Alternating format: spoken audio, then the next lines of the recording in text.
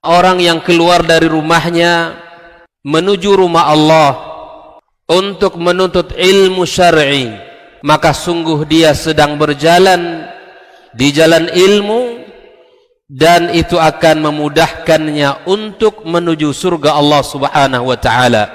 Man salaka tariqan yatlubu fihi ilman salakallahu bihi tariqan min turuqil jannah. Barang siapa yang menempuh sebuah jalan yang ditempuhnya adalah jalan menuntut ilmu, maka Allah akan mudahkan jalan. Innal hamdalillah nahmaduhu wa nasta'inuhu wa nastaghfiruhu wa nastahdihi wa na'udzu billahi min shururi anfusina wa sayyiati a'malina. Man yahdihillahu fala mudilla lahu wa man yudlilhu fala hadiya lahu. Ashhadu an la ilaha illallah wahdahu la syarika lahu wa ashhadu anna Muhammadan abduhu wa rasuluhu alladzi la nabiyya ba'dah. Ya ayyuhalladzina amanu taqullaha haqqa tuqatih wa la tamutunna illa wa antum muslimun. Wa qala ta'ala ya ayyuhalladzina amanu taqullaha wa qulu qawlan sadida yuslih lakum a'malakum wa yaghfir lakum dhunubakum wa man yuti'illaha wa rasulahu faqad faza fawzan 'azima. Amma ba'd, ma'asyiral hadirin wal hadirat minal muslimina wal muslimat, al musyahidin wal musyahidat rahimakumullah. Alhamdulillah, bersyukur kita kepada Allah Subhanahu wa taala, kembali malam yang penuh berkah ini kita dipertemukan di majelis yang mulia ini, di rumah Allah Subhanahu wa taala yang penuh dengan kebaikan dan rahmatnya. Mudah-mudahan hadirnya kita di tempat yang mulia ini menambahkan kemuliaan kita di sisinya dan menjadi sebab diangkatnya derajat kita oleh Allah Subhanahu wa taala. Kita berharap pula kepada Allah kumpulkan kita di dalam surganya sebagaimana Allah pertemukan dan kumpulkan kita di tempat yang mulia ini, di rumahnya. Salat dan salam untuk Nabi kita Muhammad alaihi salatu wassalam, Nabi tercinta, junjungan kita bersama. Mudah-mudahan salawat yang senantiasa kita ucapkan menjadi bukti cinta dan kasih kita kepada Rasul sallallahu alaihi wasallam. Tentu tidaklah menjadi sebuah kesempurnaan cinta kita kepadanya hanya dengan mengucap, tanpa kita mencoba untuk meningkatkan ittiba kepada baginda kita alaihi salatu wassalam, mencontoh dan mengikuti apa yang telah Nabi sallallahu alaihi wasallam ajarkan dan sampaikan kepada umatnya.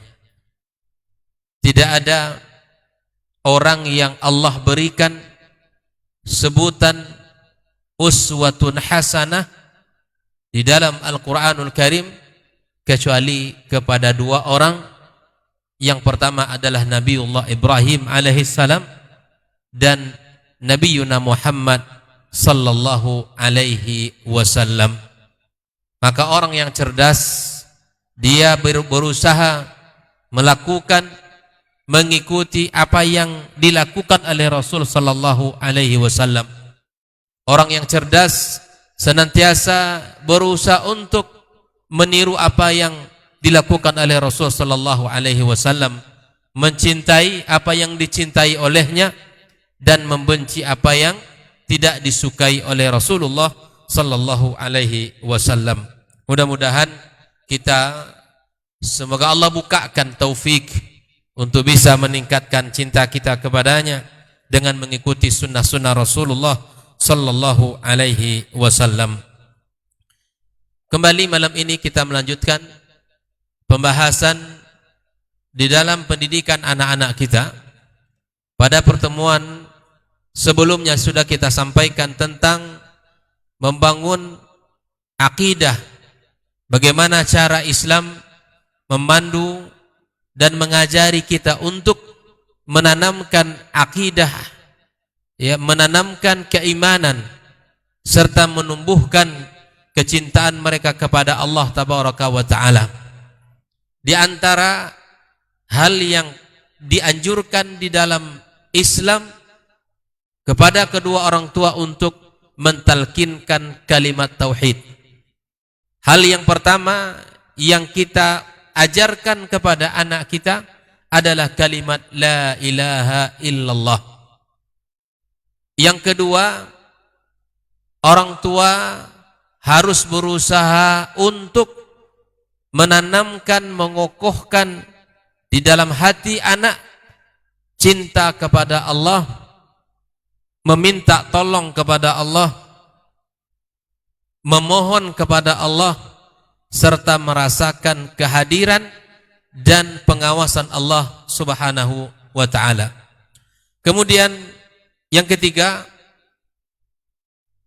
menanamkan kecintaan kepada Rasulullah sallallahu alaihi wasallam. Di anak-anak kita sudah diajarkan sejak dini agar mereka mencintai Rasulullah sallallahu alaihi wasallam. Nah, sebaik-baik cara untuk menanamkan cinta anak kepada Rasulullah adalah dengan contoh tauladan dari ayah atau bundanya. Bagaimana kita membicarakan anak agar cinta kepada Rasulullah sementara orang tuanya sendiri tidak sepenuh hati di dalam menjalankan sunnah Rasulullah sallallahu alaihi wasallam? Maka pendidikan yang paling efektif adalah pendidikan uswah hasanah, tauladan yang baik dari kedua orang tua. Malam ini kita akan membahas tentang bagaimana membangun kecintaan anak terhadap ibadah kepada Allah Subhanahu wa Ta'ala. Di antara perkara yang kita hadapi saat ini adalah anak kita sudah kita ajarkan sejak kecil, bahkan sudah kita masukkan ke lembaga-lembaga pendidikan Islam, tapi harapan kita tak kunjung datang. Ketika sholat, masih saja sholat itu harus ditarik tangan baru bangun. Dalam pendidikan Islam, semua itu sudah diajarkan bagaimana cara untuk menumbuhkan dan mengawal ibadah anak-anak kita. Di muqaddimah kitab ini dijelaskan, bina'ul ibadati yu'addu muqabmilan li bina'il aqidah. Pembinaan ibadah, membangun kecintaan anak terhadap ibadah, itu adalah penyempurna terhadap pembinaan terhadap akidah. Jadi adalah akidah yang menjadi asas, yang menjadi pondasi pertama yang harus kita kokohkan. Setelah itu barulah kita mencoba untuk memperbaiki dari sisi ibadah, mengajarkan dari sisi amaliyah yang telah diwajibkan Allah Subhanahu wa Ta'ala. Karena ibadah itu sendiri adalah nutrisi bagi akidah kita. Karena akidah adalah sebuah asas yang kokoh, dia harus manusia tegak di atas akidah yang benar. Dan ibadah ini adalah nutrisi yang baik dan dia menjadi penopang di dalam kehidupan kita di dalam agama kepada Allah Subhanahu wa Ta'ala. Perlu dicatat, Bapak Ibu, perlu dicatat, wat-tufulatu laysat marhalat at-taklif. Masa kanak-kanak itu bukan masa taklif. Ini saking semangatnya orang tua terkadang belum lagi usia tamyiz, anak kalau tak mau sholat sudah dihukum. Nah, jangan sampai itu.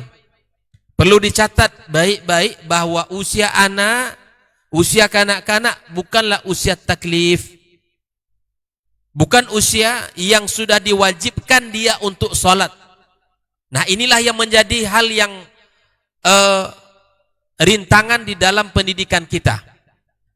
Kenapa anak-anak ini tidak suka dengan ibadah? Kenapa anak-anak ini sulit untuk menunaikan ibadah salat kalau dia sudah balik? Karena rata-rata pendidikan kita dibangun di atas dasar ancaman. Seakan-akan ibadah itu beban berat. Syariat itu adalah sesuatu yang menyulitkan. Ini tugas kita para orang tua, menanamkan bahwa agama adalah rahmah. Ibadah itu adalah karunia Allah, bukan beban semata. Dan siapapun orang yang nggak mau, Pak, pasti nggak mau ada orang yang mau ditambahkan beban. Makanya ibadah sholat itu jangan menjadi sesuatu yang berat bagi anak kita. Jadikan sesuatu yang disukai. Nah, terlebih tentu dengan bahasa orang tua. Apalagi bahasa para pendidik di sekolah. Akrab seluruh perintah ibadah itu dengan ancaman.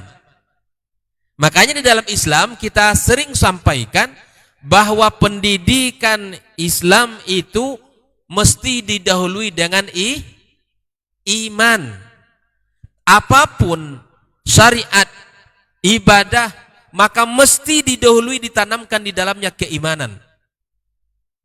Inilah yang kita pahami dari perkataan salah seorang sahabat Rasulullah, ya, fata'allamnal imana qabla al-Qur'an.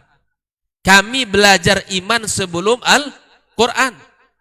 Efeknya ketika iman sudah ditanamkan, setiap ayat yang dilantunkan, yang dibaca, maka bertambah iman. Karena sudah bagus ruhi anak kita. Dia membaca Al-Quran bukan karena paksaan. Dia sholat bukan karena dipaksa. Dia puasa Ramadan bukan karena dipaksa oleh orang tua atau guru, oleh aturan sekolahnya. Tidak. Disitulah fungsi bagaimana orang tua memberikan muqaddimah kepada anak, terutama anak-anak yang masih kecil, Pak. Disampaikan kepadanya tentang syariat salat ini, bagaimana Allah memberikan dan mewajibkan dengan banyak kebaikan-kebaikan. Jangan disentuh dari sisi hukum dulu. Anak-anak mesti ditanamkan kecintaan. Bagaimana Allah mencintai orang-orang yang salat. Bagaimana Rasulullah sallallahu alaihi wasallam menggambarkan orang-orang yang mendirikan salat. Nah, kita sampaikan ini, dibangun kecintaan anak terhadap ibadah salat itu. Disinilah rahasia tadi Bapak Ibu. Kenapa anak-anak kita ini berat sekali untuk melakukan ibadah? Karena ibadah digambarkan sebagai beban. Ibadah digambarkan sebagai sesuatu yang berat di dalam agama kita. Sehingga kalaupun anak itu salat, bukan karena dari hatinya, bukan karena iman yang mendorong, tapi kemudian itu karena paksaan atau karena aturan. Sehingga anak kalau menjalankan ibadah karena aturan atau paksaan, ya ketika di belakang kita atau di belakang gurunya, anak-anak itu akan ya dengan mudah meninggalkan ibadah salat. Ini perhatikan. Masa anak-anak bukan masa taklif, wa innama hiya marhalatu i'dad wa tadrib wa ta'wid. Di masa anak-anak itu masa kita mempersiapkan anak-anak kita, mempersiapkan, melatih dan membiasakan. Itu dulu yang mesti kita lakukan. Kita faham konsep dasar bahwa anak-anak bukan usia taklif, tapi usia menyiapkan, usia melatih, dan usia yang membiasakan kebiasaan ibadah salat tersebut. Lil wusuli ila marhalati taklifi 'inda al-bulugh, agar kita nanti sampai pada fase taklif, dia sudah balik, anak sudah faham tentang ibadah yang kita sampaikan. Makanya orang tua yang tidak peduli di usia-usia tamyiz itu akan kerepotan, Pak. Repot, rumit. Balik anak belum pernah kita latih dia untuk sholat. Itu luar biasa. Jangan terlalu banyak menyalahkan anak. Kalau di usia tamyiz orang tua abai dengan tugasnya sebagai orang tua. Ini sering kita dapatkan. Ketika anak sudah balik, bahkan balik anak dia tidak tahu. Anak ternyata sudah mimpi basah. Yang perempuan ternyata sudah haid. Tapi kemudian tidak ada fase untuk menyiapkan diri mereka menghadapi masa itu. Makanya Rasul SAW dari hadis kita akan baca bagaimana Rasul menyuruh kita sebagai orang tua di saat usia tamyiz itu Nabi kita SAW sudah memperhatikan bahasa orang tua itu bahasa perintah. Bahasa perintah. Kaum muslimin, kaum muslimat rahimakumullah. Nah, kalau sudah kita siapkan mental kesiapan anak kita sudah kita biasakan, maka akan mudah pada anak kita ya li ada'il wajibati wal faraid, akan mudah baginya nanti di usia-usia sudah balik untuk mengerjakan yang telah diwajibkan Allah Subhanahu wa taala.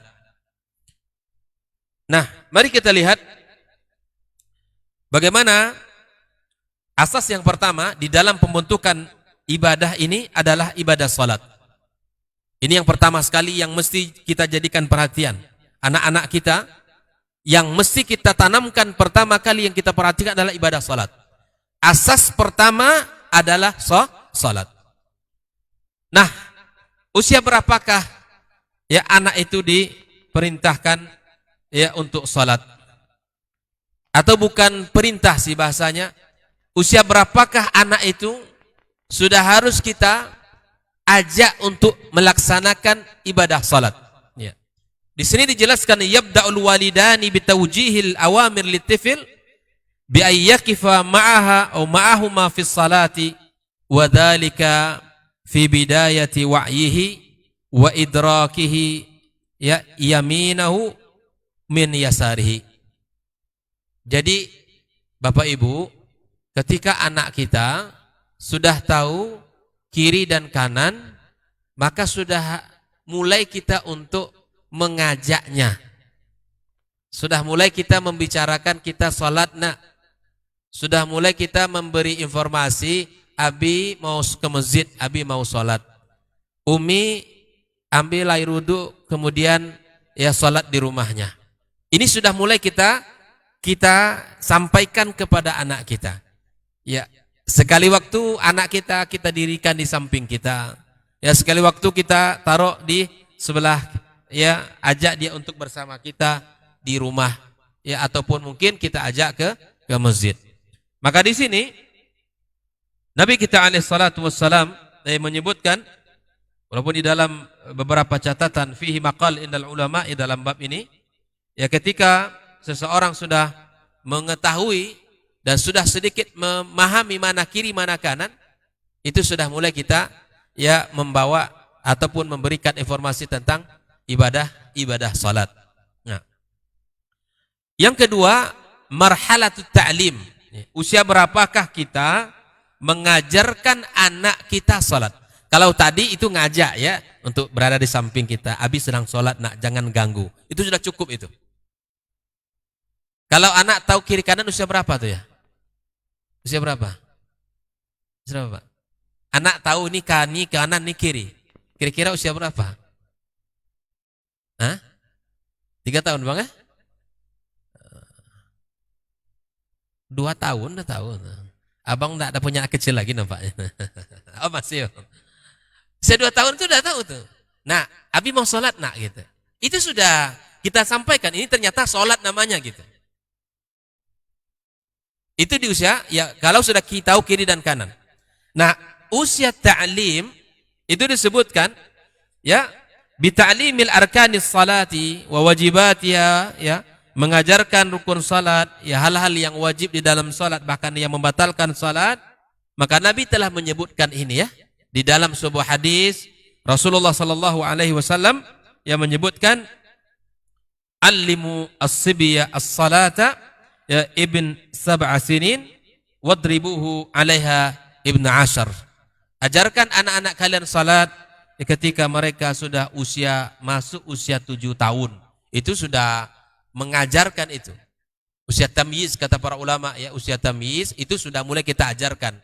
Bapak Ibu ya, anak-anak kita yang bersekolah ya SD, mereka di sana diajarkan tata cara salat ya, tata cara ibadah. Tapi saya menghimbau kepada kita semua, jangan cukup apa yang disampaikan di sekolah.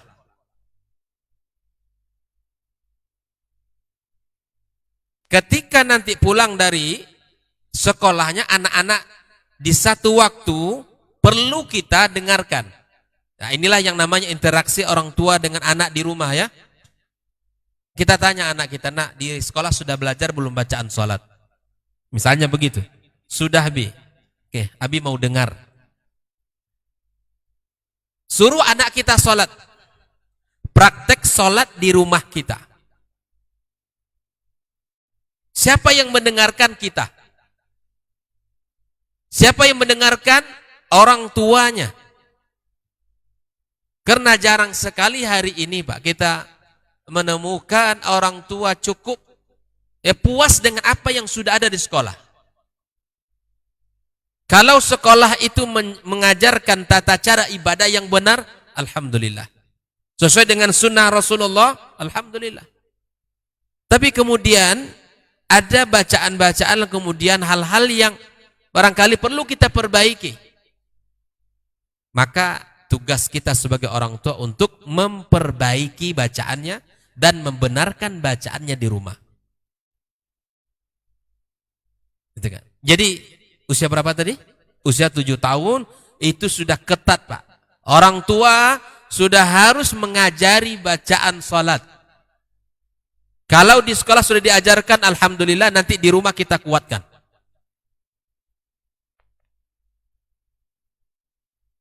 Kalau perlu tidak salat saja, tapi kemudian kita ajarkan bagaimana cara ya takbiratul ihram, takbir ya, kemudian bagaimana ruku, bagaimana sujud yang benar. Mesti ada waktu bersama anak kita. Nah, kita lihat nanti ruku sujudnya seperti apa. Begini nak, sesuai hadis Nabi SAW disebutkan seperti ini, ngangkat tangan itu. Kita sendiri orang tuanya sebagai guru di rumah untuk mengajarkan, memperbaiki gerakan-gerakan salatnya. Sebelum salat kita taharah. Maka kemudian anak ini kita ajarkan bagaimana cara berwudu. Sebagaimana Rasulullah SAW mengajarkan para sahabat berwudu.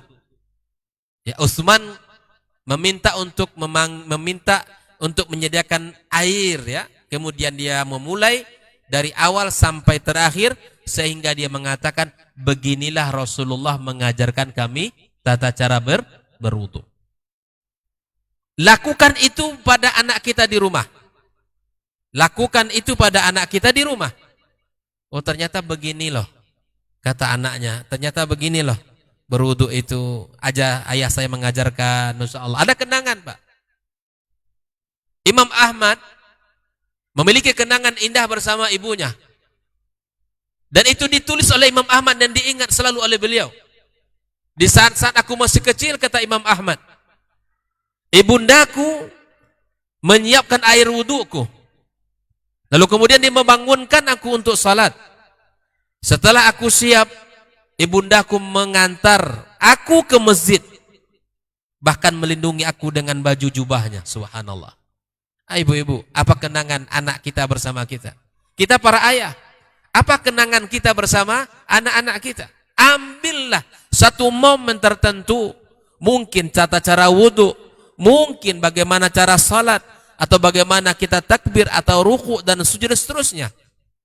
Ada kenangan dari anak kita terhadap orang tua yang telah mengajarkannya. Jangan diserahkan semua kepada guru-guru di sekolahnya. Oleh itu kaum muslimin rahimakumullah, Maka Rasul mengatakan, muru as-sabiyya bis-salati idza balagha ya 7 sinin, perintahkan anak kalian untuk salat ketika berada di usia 7 tahun. Bahasa sudah mulai perintah. Bahasa sudah mulai perintah. Tadi mengajak dia untuk salat itu sudah dimulai dari usia di mana dia sudah tahu kiri dan kanan. Di saat-saat dia sudah mulai faham ini salat, maka kita sebut ini salat. Tapi perintah untuk salat tidak di usia itu. Namun di usia ya 7 tahun. Lalu kemudian fa idza balagha 10 sinin fadribuhu 'alaiha. Kalau anak sudah mencapai usia 10 tahun, maka boleh bagi orang tua untuk memberikan hukuman. Bayangkan Bapak Ibu ya, kita 5 kali sehari semalam di usia 7 tahun, 8 tahun, ya usia 9 tahun. Itu lumayan banyak kalinya itu. Maka begitulah syariat. Dimulai dengan tadarruj. Jangan langsung kita pukul, jangan. Karena pada akhirnya nanti anak kita benci dengan ibadah itu. Tapi bersabarlah. Bukankah Allah katakan wa'mur ahlaka bis salati wastabir 'alaiha. Perintahkan keluarga kalian salat ya, dan bersabar. Bersabar. Ya, membina anak untuk bisa mencintai salat bukan sesuatu yang ringan, tetapi harus dengan ilmu dan gunakan bahasa yang penuh dengan kasih sayang, bukan bahasa ancaman atau bukan bahasa yang menggambarkan tentang ibadah itu adalah beban yang Allah bebankan kepada kita. Tidak. Tapi gunakan bahasa yang baik sehingga anak kita mencintai ibadah yang telah Allah wajibkan tersebut. Kaum muslimin rahimakumullah.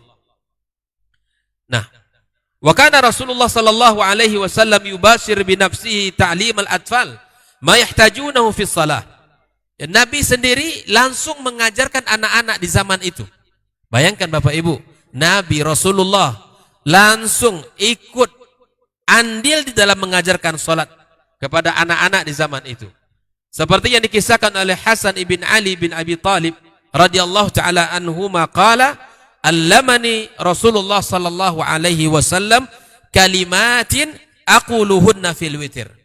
Dan Rasulullah mengajarkan ya Ali bin Abi Talib, di sini dia katakan bahwa aku diajarkan oleh Rasulullah doa di dalam witir. Allahumma hdini fi man hadait wa afini fi man afait wa tawallani fi man tawallait wa barik li fi ma a'tait wa qini syarra ma qadait fa innaka taqdi bil haqqi wa la yuqda alaik wa innahu la yadhillu man walait tabarakta rabbana wa ta'ala. Ini doa Nabi ajarkan langsung kepada Ali bin Abi Talib. Maka kita pun sebagai orang tua, sini nak, Bapak ajarkan kamu doa. Ini doa yang diajarkan Rasulullah kepada Ali. Ini doa yang diajarkan oleh Rasulullah kepada para sahabatnya. Jadi memang ada interaksi Pak di rumah kita. Jadi jangan sampai interaksi itu kering. Ya, interaksi satu arah dengan anak kita. Seringnya kita memerintah saja. Seringnya kita terkadang ya mengoreksi dan menyuruh tanpa ada bentuk dialog yang itu tercermin kasih sayang. Ini yang terjadi dalam keluarga kaum muslimin. Bahwa tidak ada dialog kasih sayang yang penuh dengan ilmu, yang penuh dengan nasihat, yang penuh dengan candaan dan sapaan yang dekat kepada anak kita. Tapi semua yang terjadi hari dari pagi sampai malam hanya sapaan, ya perintah, kemudian ya itu hanya tergambar satu arah saja tanpa ada dialog antara ayah dengan anaknya. Kaum muslimin rahimakumullah. Nah, Rasulullah sallallahu alaihi wasallam ya juga memperbaiki kesalahan-kesalahan anak-anak di masa itu. Nah, ini juga pelajaran bagi kita. Ini kalau ada anak kita salah dalam ibadah, kita ajarkan langsung. Ataupun di masjid ini barangkali ya, kalau ada anak-anak yang kelihatan salah tata cara sholatnya, kita panggil saja. Dah panggil, tidak perlu kita marah-marahi. Kita panggil saja, nak sini nak. Bapak ajarkan ibadah seperti ini yang benar, ya. Seperti yang diceritakan oleh Ummu Salamah radhiyallahu taala anha qalat ra'a Rasulullah sallallahu alaihi wasallam ghulaman lana yuqalu lahu Aflah idza sajada nafakh. Di Aflah ini kalau sujudnya besar, ya apa namanya, badannya itu dibuka besar lebar-lebar. Faqala ya Aflah, ya turabbi wajhak, kamu dekatkan wajahmu ke tanah, gitu ya. Artinya tempelkan wajahmu ke tanah.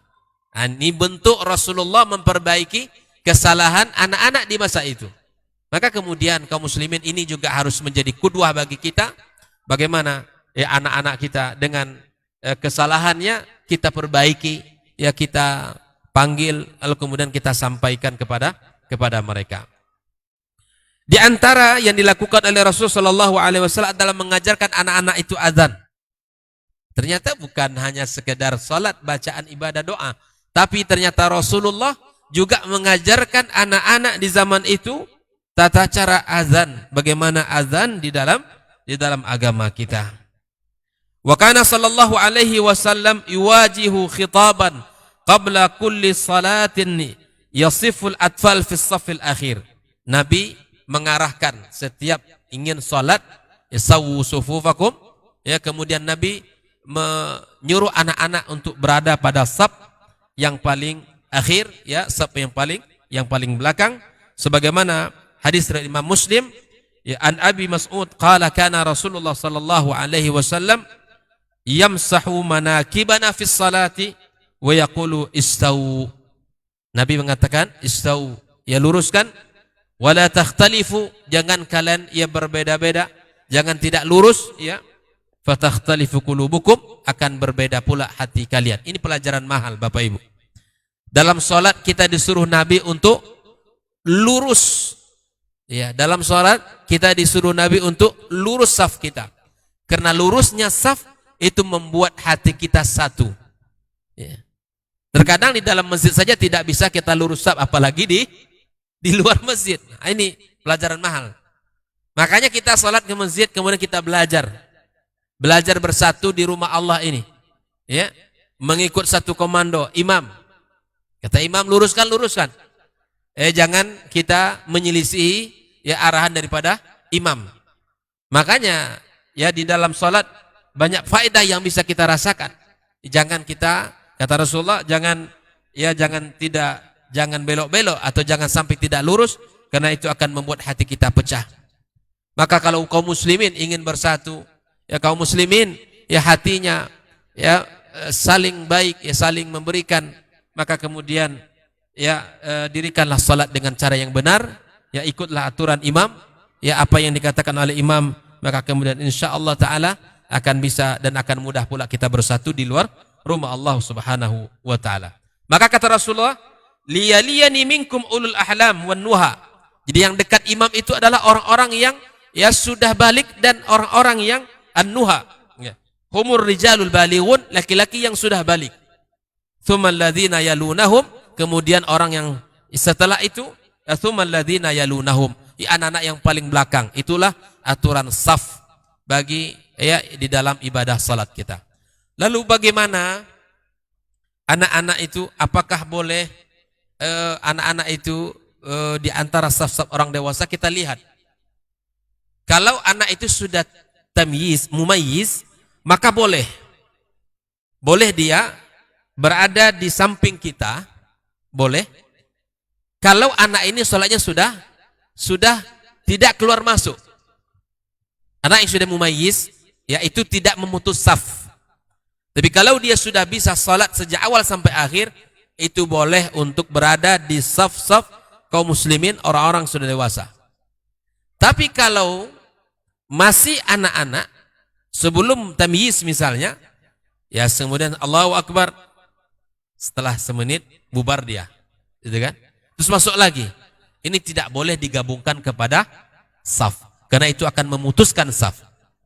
Tapi kalau anak yang sudah tamyiz dan sudah faham, ya sejak dia takbir sampai dia salam tidak keluar, maka ini tidak memutuskan saf. Jadi tidak bisa kita samakan ya anak-anak, apakah itu memutuskan saf apa tidak? Maka di sini ada tafsil. Kalau anak-anak yang sudah tamyiz, maka boleh dia berada di saf-saf kaum laki-laki. Ini tidak terhitung memutuskan saf apabila dia sudah bisa ya ikut salat sejak awal sampai akhir. Namun kalau anak-anaknya masih kecil, ya masih ya sekali waktu takbir pergi lagi, kemudian masuk lagi dalam saf, kemudian setelah rukuk dia pergi lagi kembali lagi. Ini tidak boleh digabungkan kepada saf-saf kaum muslimin dalam salat, karena itu yang akan merusak dan akan memutuskan ya saf-saf kaum muslimin. Bisa dipahami ya?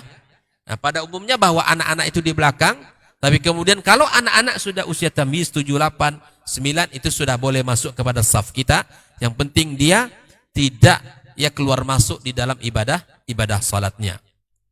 Nah, itu untuk saf anak-anak berada pada saf yang paling belakang. Wa yuwajjih Rasulullah sallallahu alaihi wasallam nida'an lil atfal bi'adam al-iltifat ya yamnatan wa yusratan. Nabi juga ingatkan ya kepada anak-anak kami agar salatnya benar, tidak boleh menoleh kiri dan kanan. Itu Nabi sebutkan. Nabi ingatkan anak-anak. Ya. Wa ma hadza illa dalilul ihtimam bi ta'limis salati ya al-atfal. Ini tidak lain tidak bukan kecuali bentuk perhatian Rasulullah terhadap ya ibadah salat anak-anak kita. Jadi sampai Nabi mengatakan itu di dalam salat, jangan kalian menoleh kiri dan kanan. Ini bentuk perhatian Rasulullah ya kepada anak-anak as-sahabat di masa itu. Seperti hadis diriwayatkan oleh Imam Tirmidzi, Nabi sallallahu alaihi wasallam berkata, "Ya bunayya, iyyaka wal iltifat fis salati." Iyyaka wal iltifat fis salati. Ya jangan kalian menoleh ke kiri dan ke kanan di dalam salat. Fa innal iltifat fis salati halaka, dan sesungguhnya ia menoleh kiri dan kanan di dalam salat adalah sebuah kehancuran. Nah, ini juga diingatkan oleh Rasulullah sallallahu alaihi wasallam. Nah, kebiasaan yang seperti ini ya, apa yang dilakukan oleh Rasulullah di dalam memperhatikan ibadah salat anak-anak, wasara as-sahaba ala manhajin nubuwah. Para sahabat pun ikut ya mencontoh ya Rasulullah sallallahu alaihi wasallam mengingatkan anak-anak yang ikut salat bersama mereka. Nah, seperti yang dikisahkan ya Sa'ad ibn Abi Waqqas radhiyallahu taala an yu'allim auladahu al-ad'iyat al-ma'thurah. Di Sa'ad ibn Abi Waqqas juga mengajarkan anak-anaknya doa-doa ya seperti diriwayatkan oleh anaknya Mus'ab, fayaqul kana Sa'ad yu'allimuna khamsan ya yadhkuruhunna 'anin Nabi sallallahu alaihi wasallam. Kata beliau, kami diajarkan oleh ayah kami lima hal yang diajarkan oleh ayah kami yang dia ingat dari Rasulullah sallallahu alaihi wasallam. Jadi mereka dapat dari Nabi, mereka ajarkan doa itu kepada anak-anak mereka. Jadi kalau kita dapat doa dalam kajian ini, ajarkan pula ke anak kita. Begitulah faedah ilmu. Jadi tidak hanya kita bawa lalu kemudian kita pendam.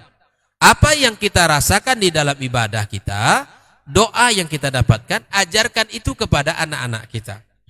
Maka doa yang diajarkan oleh Sa'ad bin Abi Waqqas, Allahumma inni a'udzubika minal bukhli. Ya Allah, aku berlindung kepada Engkau dari bakhil. Diajarkan oleh beliau. Wa a'udzubika minal jubni, aku juga berlindung kepada Engkau ya dari jubun, rasa takut, pengecut. Wa a'udzubika an arudda ila arzalil umuri, aku berlindung kepada Engkau dari usia yang tua renta yang sampai pada usia pikun. Ini berlindung, diajarkan Nabi itu. Jadi kalau bisa kita ini hidup ya, boleh mohon minta kepada Allah jangan sampai masuk usia pikun ya. Kalaupun Allah cabut nyawa kita dalam keadaan husnul khatimah dan ya dalam kondisi-kondisi yang mudah-mudahan bekal kita sudah cukup untuk bertemu dengan Allah tabaraka wa taala. Wa a'udzubika min fitnatid dunya, ya, Sa'ad bin Abi Waqqas juga mengajarkan anaknya, ya aku berlindung kepada engkau ya Allah dari fitnah dunia. Wa a'udzubika min azabil qabr, dan aku pun berlindung kepada engkau dari azab kubur. Ada 5 itu Pak ya. Tolong dihafal ya. Allahumma inni a'udzubika minal bukhli wa a'udzubika minal jubni wa a'udzubika min an arudda ila arzalil umuri wa a'udzubika min fitnatid dunya wa a'udzubika min adzabil qabr. Ini doa yang diajarkan oleh Sa'ad bin Abi Waqqas radhiyallahu taala anhu kepada anak-anaknya. Kemudian seperti nasihat Abdullah bin Mas'ud radhiyallahu taala anhu ya kepada orang tua dan kepada ya, ayah bunda. Ini nasihat yang mesti kita lakukan. Apa kata Abdullah bin Mas'ud? Hafizu ala abnaikum fis salati wa awiduhumul khaira fa innal khaira adatun. Kata Abdullah bin Mas'ud, ya nasihat untuk orang tua, jagalah ibadah salat anak kalian. Artinya apa? Kita sebagai orang tua harus ya, memerintahkan anak kita untuk salat. Jangan kita biarkan dia tak salat.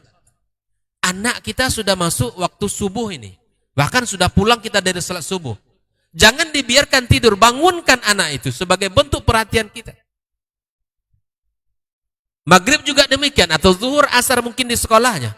Ketika maghrib dia di rumah kita. Maka kita lihat, ini sudah maghrib mau masuk ini. Orang tua harus peka. Nah sudah ini maghrib, sebentar lagi maghrib, mandi. Ya, kita ke masjid. Para bunda juga demikian di rumah, ingatkan anak-anak perempuannya untuk sholat bersama mereka di rumah. Ya, hafizu ala abnaikum fis shalah. Wa awiduhumul khaira, kata Abdullah bin Mas'ud. Ajarkan anak-anak kalian itu, biasakan mereka melakukan kebaikan. Jadi nasihatnya agar kita senantiasa ya membiasakan anak kita untuk melakukan kebaikan.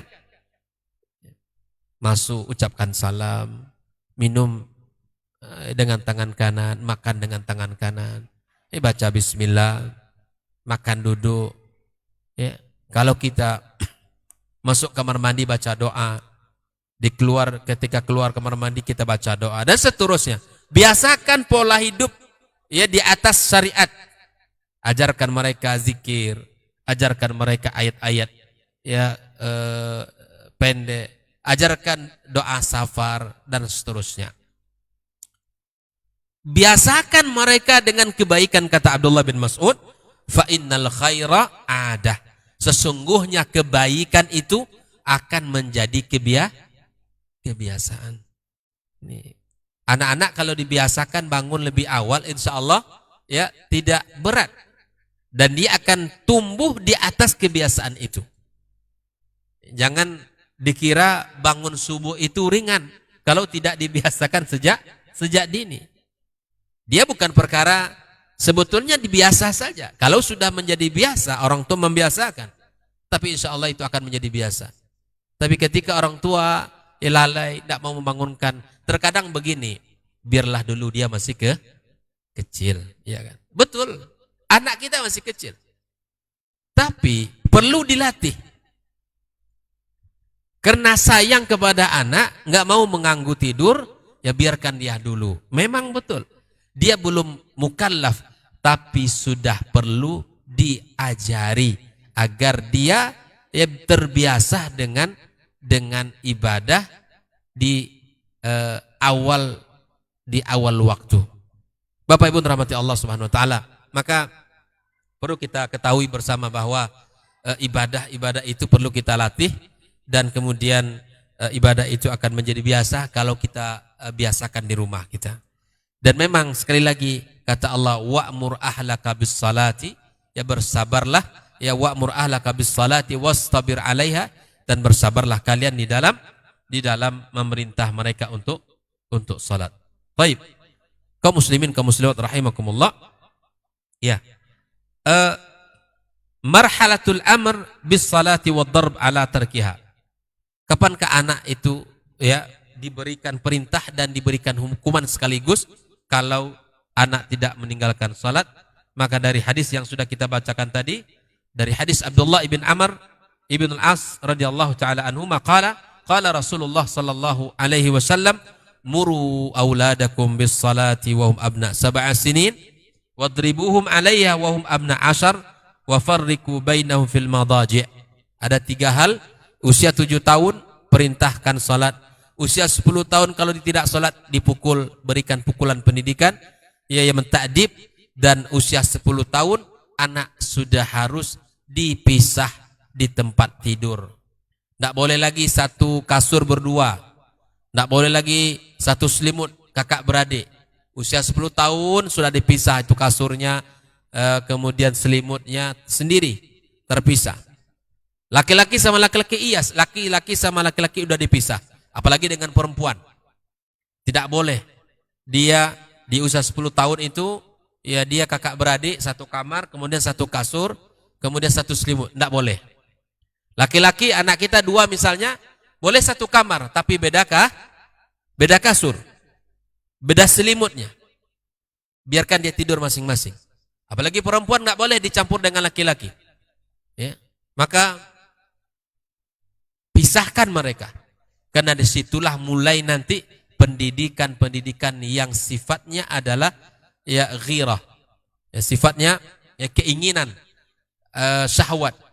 Maka di dalam Islam Bapak Ibu tidak ada yang namanya pendidikan ya pendidikan yang sifatnya ya tentang syahwat itu dibahas secara tersendiri, tidak. Berbeda dengan hukum orang hari ini. Sudah masuk salat? Baik.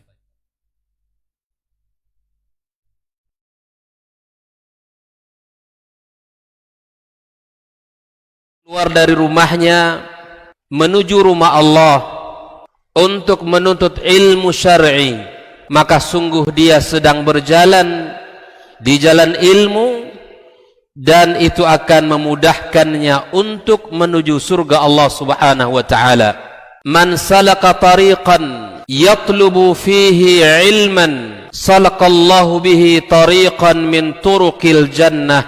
Barang siapa yang menempuh sebuah jalan yang ditempuhnya adalah jalan menuntut ilmu, maka Allah akan mudahkan jalannya untuk menuju surga Allah Subhanahu wa taala. Orang yang berangkat ke masjid untuk menuntut ilmu syar'i dianggap sebagai jihad fi sabilillah.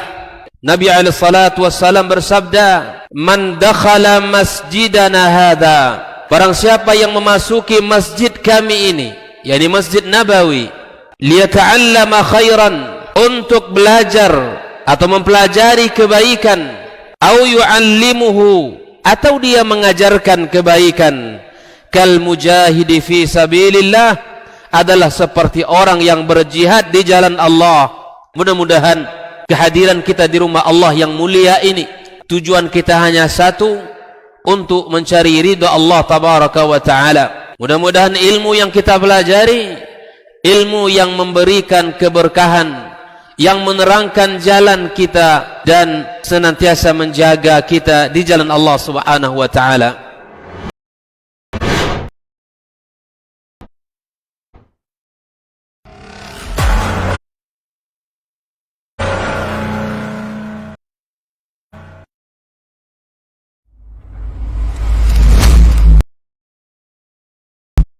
Kalau Umar ini subhanallah, yang diinginkannya itu generasi-generasi luar biasa, orang-orang hebat. Lalu kemudian apa yang dilakukan oleh Umar? Fa'asta'miluhum fi ta'atillah, aku gunakan mereka ini di dalam ketaatan kepada Allah. Kaum muslimin itu memiliki penyakit namanya wahan, yaitu hubbud dunya wa karahiyatul maut, cinta dunia dan takut akan kematian. Lalu Nabi menjawab dengan yang lebih penting. Apa itu? Madza a'adatta laha, apa yang engkau siapkan untuk kiamat itu. Bin Sulaiman tadi, inti yang bisa kita ambil apa? Solehkan diri kita, solehkan diri kita sebelum mencari rezeki. Karena kalau kita tidak soleh, kalau kita tidak bertakwa kepada Allah Subhanahu wa ta'ala dalam mencari rezeki, mencari rezeki itu akan terasa sulit.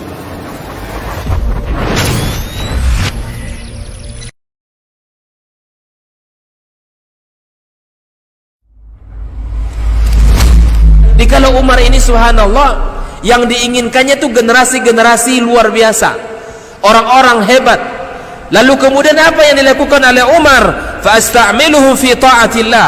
Aku gunakan mereka ini di dalam ketaatan kepada Allah. Ketika kaum muslimin itu memiliki penyakit namanya wahan, yaitu hubbud dunya wa karahiyatul maut, cinta dunia dan takut akan kematian. Lalu Nabi menjawab dengan yang lebih penting. Apa itu? Madza a'adatta laha. Apa yang engkau siapkan untuk kiamat itu?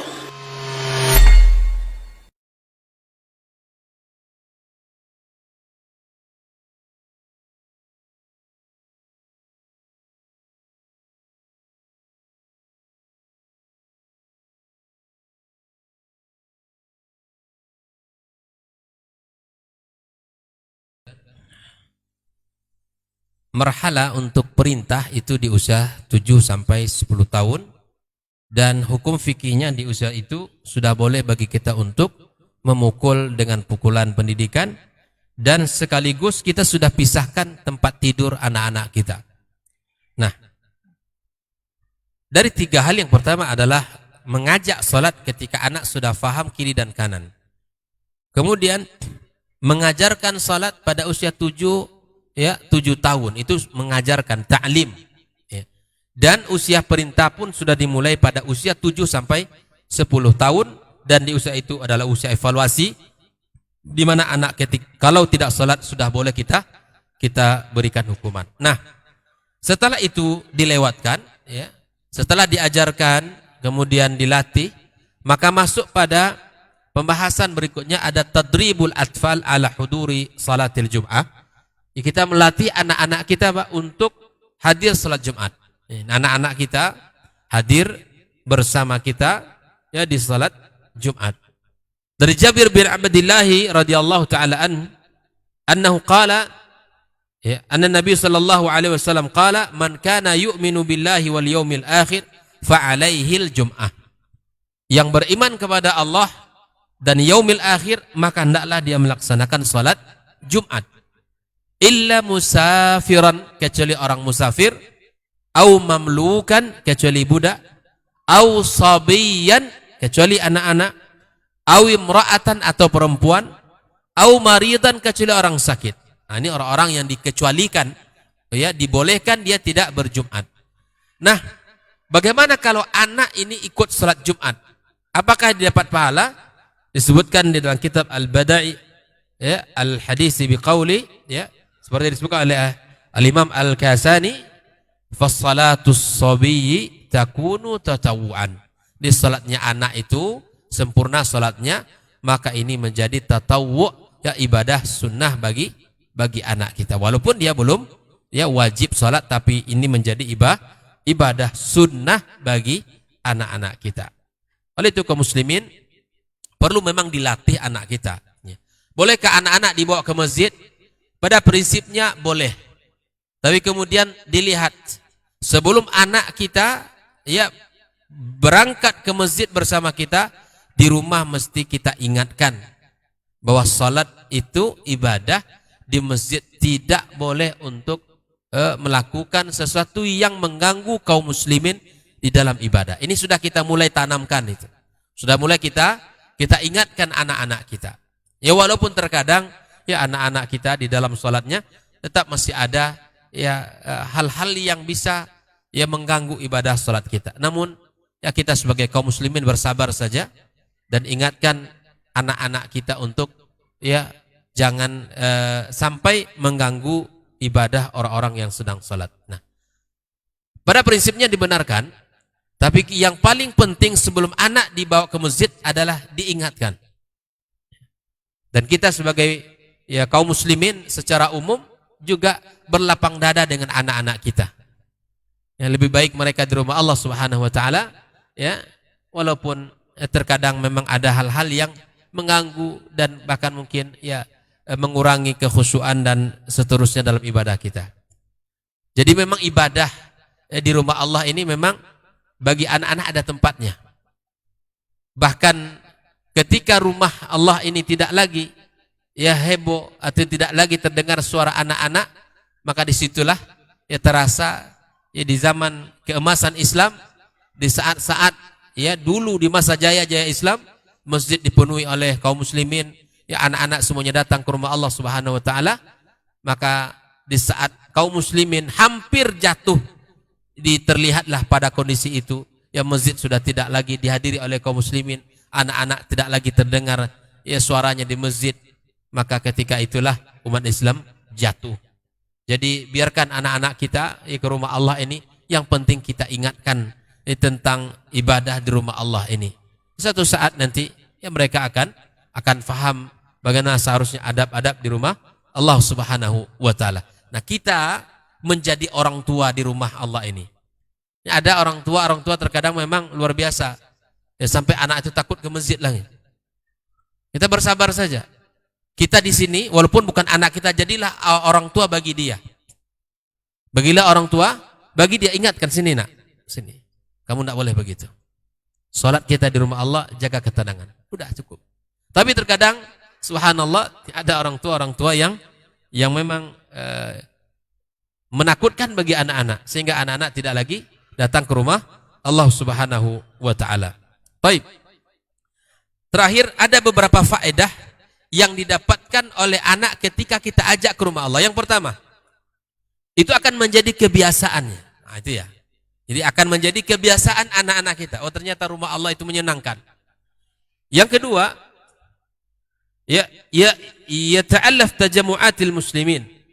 Ya, dia merasakan betapa di khususnya salat Jumat akan terlihat berkumpulnya orang-orang Islam, dan dia merasakan betapa indahnya Islam itu.